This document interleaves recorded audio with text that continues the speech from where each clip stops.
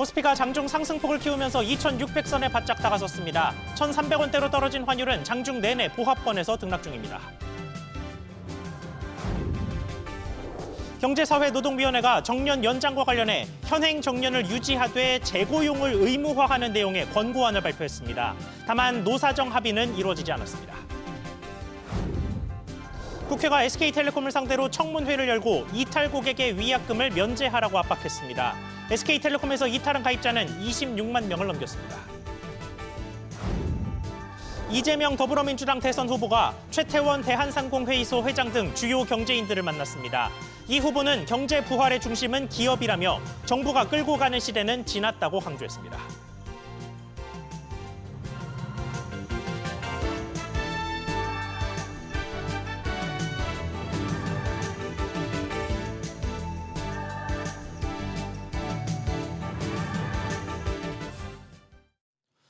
여러분 안녕하십니까? 코스피가 오늘도 상승하면서 2,600선 회복이 점차 가까워지고 있습니다. 간밤 미국의 금리 동결 소식에도 뉴욕 증시가 동반 상승한 영향을 받고 있는 것으로 보이는데요. 마감 앞둔 금융시장 상황 먼저 알아보겠습니다. 송태희 기자. 네, 코스피가 상승세를 유지하고 있습니다. 그렇습니다. 코스피는 0.3% 내외 올라 2,580선 위로 올라섰습니다. 삼성전자는 보합세, SK하이닉스는 0.5% 내외 오르고 있습니다. 현대차와 기아도 보합세입니다. SK텔레콤도 0.7% 안팎 오르고 있습니다. 네, 그런데 오늘 코스피가 소폭의 상승에 그치고 있는 이유는 뭡니까? 네, 기업들의 호실적에도 불구하고 불확실성에 대한 우려, 그리고 옵션 만기일까지 겹쳤습니다.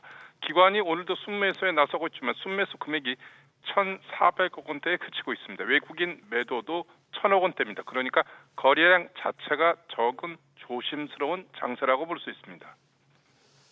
그렇군요. 자, 그러면 그 밖의 특징주와 또 아시아 증시 상황도 짚어주시죠. 네, AI로 검색 시장이 전환될 것이라는 전망에 네이버와 카카오가 각각 5%, 3% 내외 동반 하락하고 있습니다. 영업이익이 전년 동기 대비 70% 가까이 늘어난 LIG 넥스원이 20% 내외 급등하고 있습니다. 안정된 수익에 대한 기대감이 부각되면서 HD 현대 마린 솔루션도 8% 안팎 오르고 있습니다.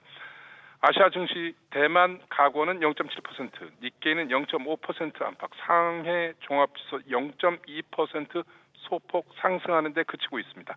달러원 환율은 1.8원가량 내린 1,396원 안팎에서 거래되고 있습니다. SBS 비즈 송태입니다. 우리 사회에 어린이는 없고 생애는 길어지면서 현재의 정년을 늘려야 한다는 목소리가 점차 힘을 얻고 있습니다. 관련해서 대통령 직속 노사정 대화기구인 경제사회노동위원회가 논의를 벌였는데 정년을 늘리자는 노동계와 재고용 형태로 유연화하자는 경영계가 합의점을 찾지 못했습니다.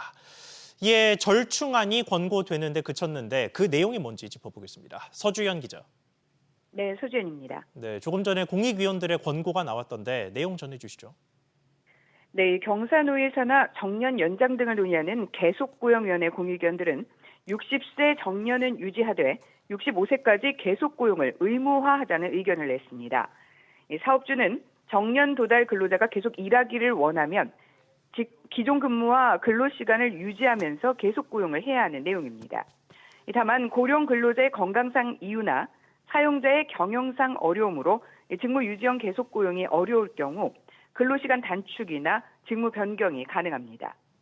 계속고용에 따른 청년고용 차질을 예방하는 방안으로는 대기업과 공공기관에 한해서 청년 신규 채용에 심각한 악영향이 있다고 판단되면 계속고용 대상자를 관계사 등으로 전적하는 것도 허용한다는 방침입니다.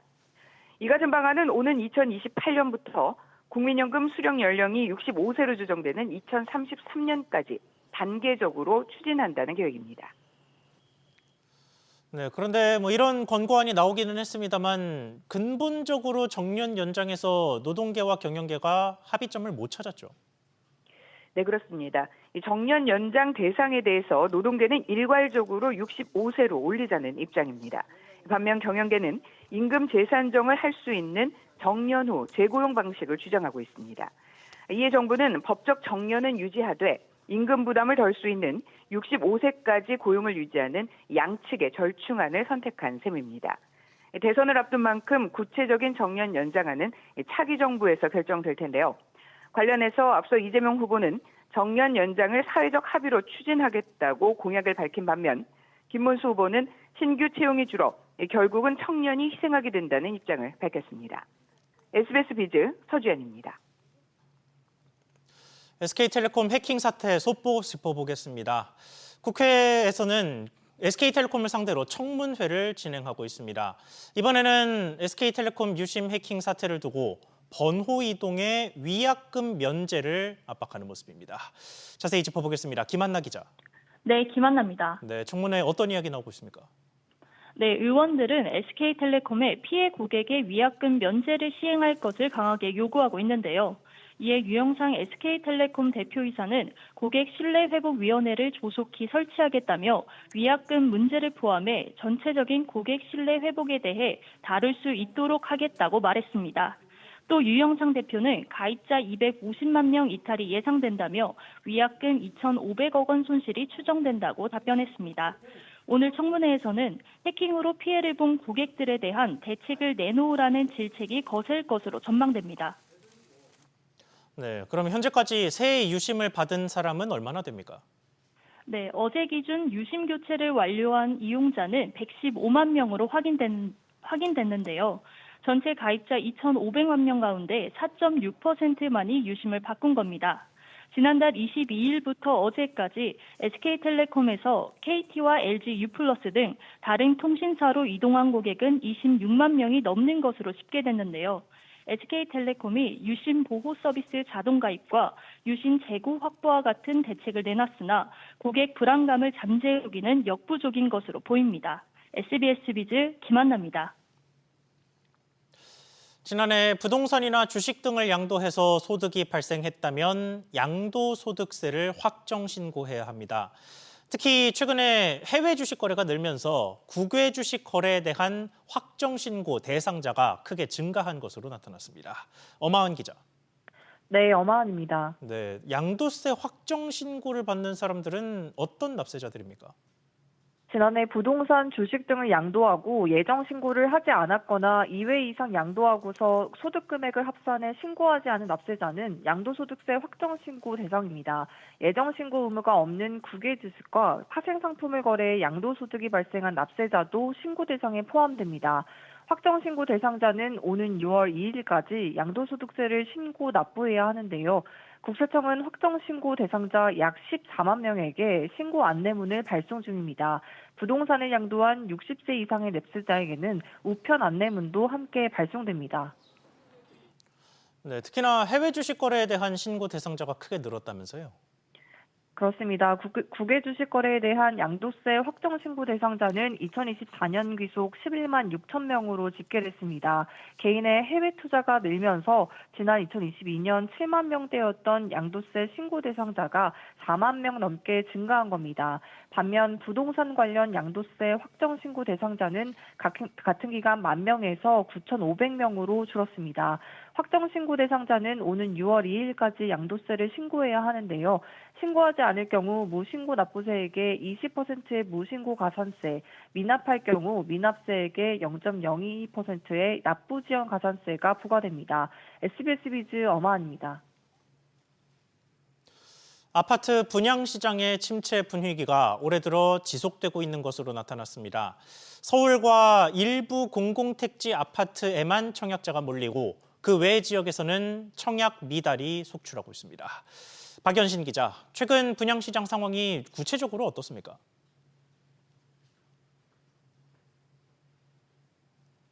청약을 받은 전국 43개 단지 가운데 1순위 마감은 40%에도 못 미치는 17곳에 불과했습니다. 2순위에서 청약 미달이 발생한 곳도 절반에 가까운 21곳에 달했는데요. 대부분 서울이 아닌 지방 아파트였습니다. 반면 서울 서초구에서 지난 2월 청약 신청을 받은 레미안 원페를라의 경우 1순위 평균 경쟁률이 151대 2를 웃돌았습니다. 높은 시세 차익이 보장되는 일부 무순위 청약, 소위 줍줍 물량에만 청약자들이 몰릴 뿐 지방과 서울 간 청약시장 양극화가 극심한 모습을 보였습니다. 네, 그러면 공급되는 분양 물량 자체는 어떻습니까?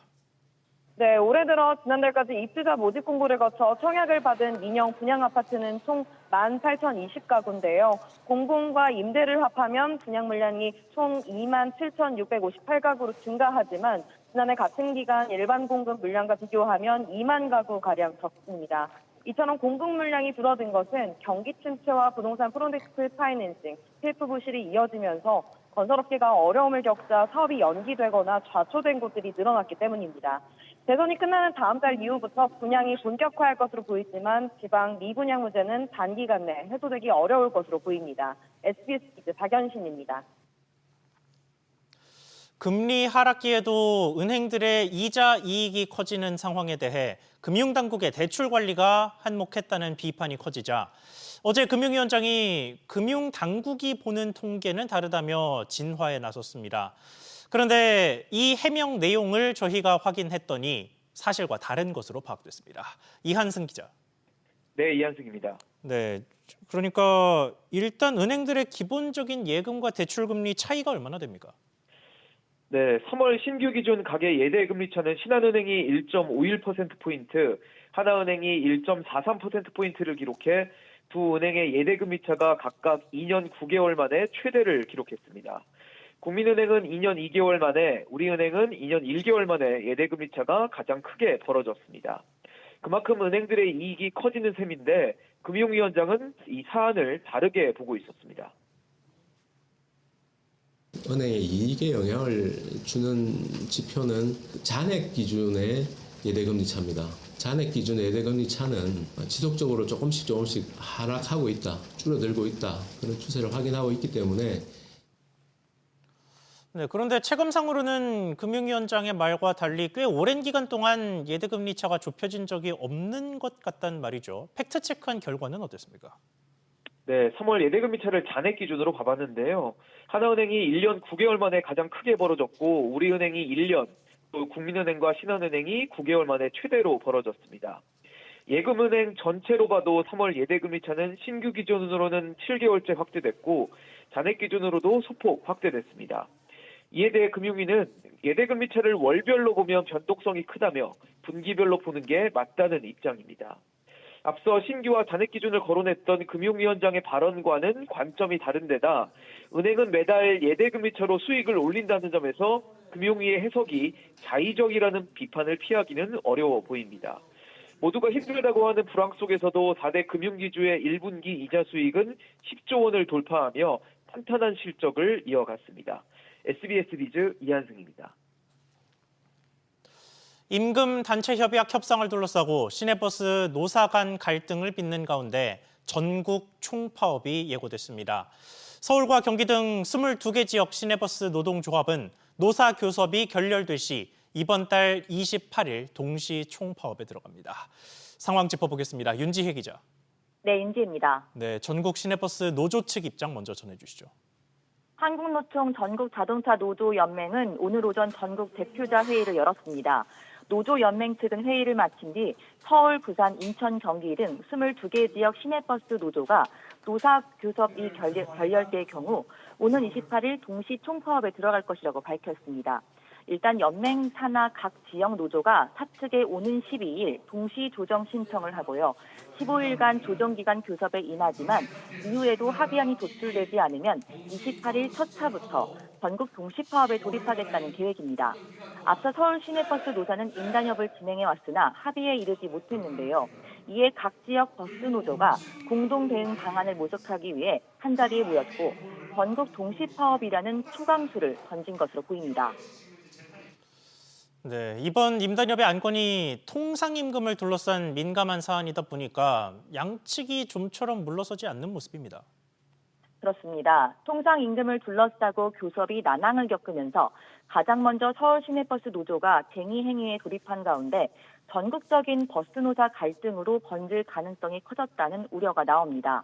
지난달 29일 서울지방노동위원회의 2차 조정회의가 결렬된 이후 노사 간 교섭은 중단된 상태인데요. 이에 서울시내버스 노조는 준법 운행, 그러니까 안전수칙을 과도하게 지키거나 연착을 유도하는 방식으로 운행을 하고 있습니다. 서울 시내버스 노조는 27일까지 준법 투쟁을 이어갈 계획을 밝혔습니다. SBS BDNG입니다. 대선 상황 점검해 보겠습니다.